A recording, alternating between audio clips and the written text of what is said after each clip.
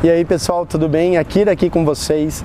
Eu quero falar um pouco a respeito da minha mãe. Esse vídeo vai ser bem curto porque eu não quero falar da minha mãe, mas eu sei que tem muita gente curiosa para saber um pouco dela. E é um assunto desconfortável, de verdade.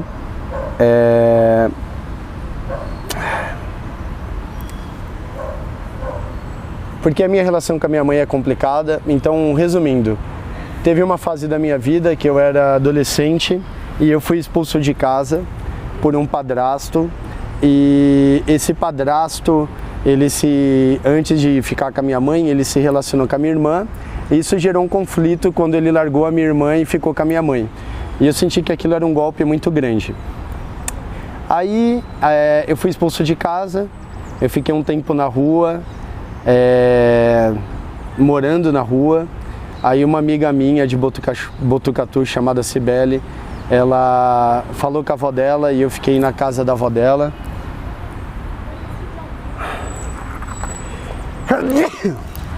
Ai, desculpa aí, galera. E aí eu fiquei na casa da avó dela por um tempo. Eu fiquei uma semana deitado no sofá da avó dela porque eu não conseguia me levantar. Depois eu consegui trabalho. Aí eu saí da casa da avó dela, aluguei uma casinha, vivi sozinho. Tive o meu ataque psicótico. A minha mãe, para eu não ser internado no hospital psiquiátrico, teve que me buscar e eu não falava com a minha mãe fazia uns 2 anos. Aí ela me levou para casa dela. Aí eu acordei lá, fiquei tomando remédio por cerca de 1 ano. Tomei um remédio muito pesado, então eu ficava babando e andando de um lado para o outro para não ter outro ataque psicótico. Perdi minha namorada na época. Tentei falar com a minha namorada e ela não queria mais falar comigo e foi muito louco, porque eu fiquei sumido, né? Então ela tocou a vida dela e na minha cabeça não tinha se passado ali, quase 1 ano, tinha passado menos. Eu não tenho noção real de quanto tempo passou, tá bom? Porque o remédio ele tira essa noção de tempo. Só que aí eu pedi pra minha mãe parar com o remédio. Depois disso eu tive um ápice criativo e aí eu consegui melhorar e ao mesmo tempo eu consegui entender que eu tinha outros problemas, como minha mãe também era bipolar. E voltei a falar com a minha mãe depois de muitos anos, porque eu fui embora da casa dela e do padrasto lá. Esse padrasto até bateu na minha mãe, porque ele arrumou outra mulher e foi lá e deu um golpe nessa mulher também, tá? Eu não vou falar o nome dele, porque eu acho que ele vai ter o que ele merece, uma hora ou outra. E aí depois de anos eu fui lá, conversei com a minha mãe e eu perdoei a minha mãe. Eu decidi perdoar ela, de verdade, assim, eu decidi fazer as pazes porque ela era minha mãe. Eu sentia que tinha muita coisa envolvida ali. Gente, é muito difícil falar sobre isso, mas eu tô resumindo porque eu nem tenho tanta intimidade assim com todos vocês para dar tantos detalhes, mas esse resumo vai deixar bem claro a situação. E nisso, você vai se perguntar, e o seu pai, né? Porque eu só tô falando da minha mãe, meu pai não morreu, tá?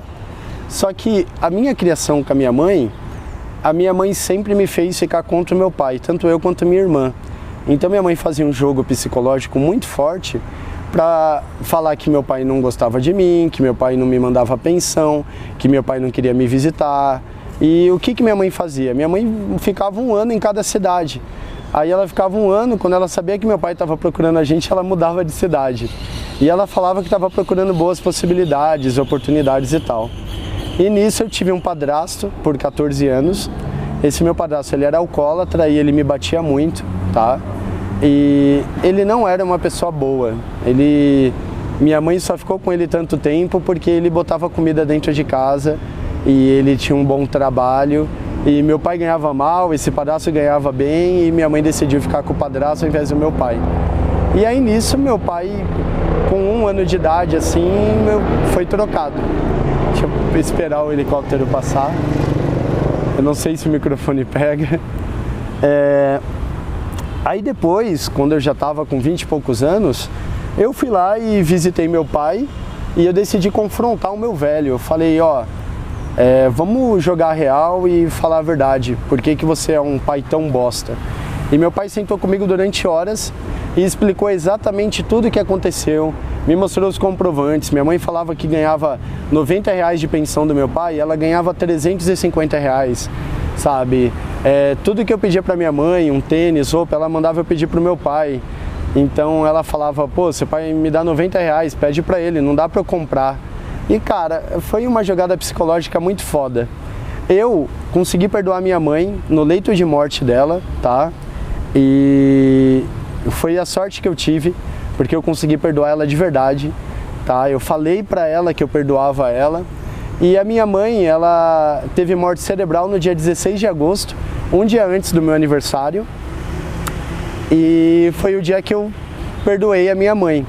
E os caras queriam doar os órgãos da minha mãe, e eu falei, ó, vocês podem até doar, mas meu aniversário é amanhã. Então segura ela com máquina e tal, respirando aí, até domingo. Domingo vocês podem doar todos os órgãos e fazer o que dá. Porque eu sou a favor disso, de ajudar pessoas até mesmo na morte.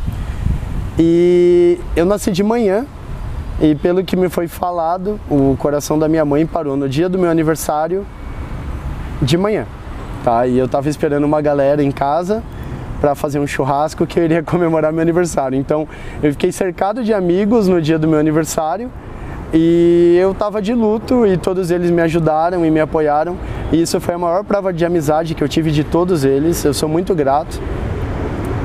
E eu perdi a minha mãe no dia do meu aniversário, 6 meses depois que eu tinha me casado.